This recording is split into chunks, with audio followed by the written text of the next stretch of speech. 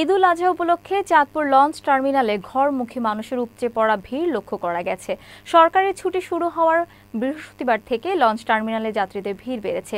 যাত্রীদের নির্বিঘ্ন যাতায়াত নিশ্চিত করতে চাঁদপুর লঞ্চ টার্মিনালে নৌ পুলিশ, কোস্টগার্ড, ফায়ার সার্ভিস ও বিআইডব্লিউটি এর পক্ষ থেকে নজরদারি জোরদার করা হয়েছে। ঢাকা থেকে চাঁদপুরগামী লঞ্চগুলোতে যাত্রীদের চাপ বৃদ্ধি পেয়েছে, যা লঞ্চঘাট এলাকা জুড়ে ব্যস্ততা সৃষ্টি করেছে।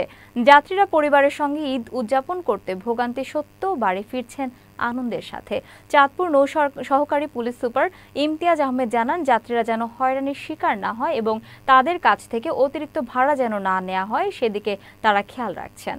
ঈদে আসছি আমরা একমাত্র বাবা মার সাথে ঈদ করার জন্য।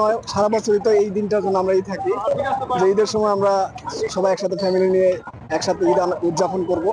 এই জন্য আমরা আসলে যত কষ্টই হোক আশা আর কি। আমরা সবাই অনেক খুশি। আমরা প্রত্যেকবারই সবাই বোনের একসাথে গ্রামে যাই আমাদের দাদুর সাথে ঈদ করার জন্য। ঈদ উপলক্ষে বাড়িতে আছি, সবার সাথে ঈদ করব, এই জন্য বাড়িতে আছি। আপনজনের কাছে যাইতে পারতে আছি, আল্লাহ পাক দিতে আছে, এই জন্য আল্লাহর কাছে লক্ষ্য করে শুকরিয়া জ্ঞাপন করি, আলহামদুলিল্লাহ। ঈদুল আজহা উপলক্ষে চাঁদপুরের যাত্রীরা চাঁদপুর টার্মিনালে এখানে প্রায় আজকে সুন্দরভাবেই আসছে। এখানে আমাদের জেলা পুলিশ, নৌ পুলিশ এবং ট্রাফিক ব্যবস্থা এখানে ভালোভাবে রাখা হয়েছে।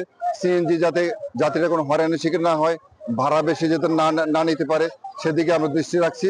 এবং আমাদের যে ট্রাফিকিং ব্যবস্থা আছে, যাতে করে রাস্তায় কোনো ট্রাফিক সমস্যা না হয়, সেদিকে আমরা দৃষ্টি রাখছি। আমরা একটা সমন্বিত টিম আছে, এই টিমের মাধ্যমে যাত্রী সাধারণের সর্বোচ্চ সুযোগ সুবিধা আমরা দেওয়া প্রদান করা অব্যাহত রেখেছি।